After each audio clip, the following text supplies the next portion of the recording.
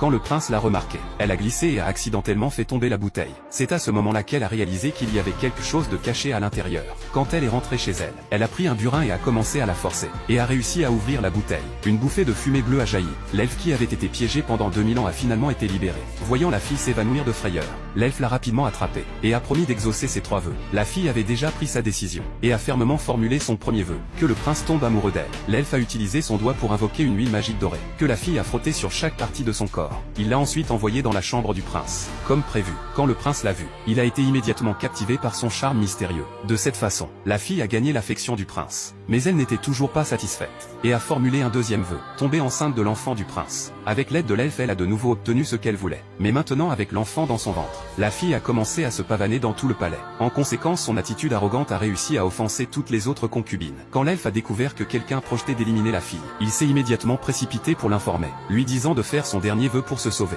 Cependant, la fille a obstinément refusé de quitter le palais. Elle a ouvert la porte avec l'intention de s'échapper par un passage secret. Mais après avoir couru quelques pas, elle a été capturée par des assassins.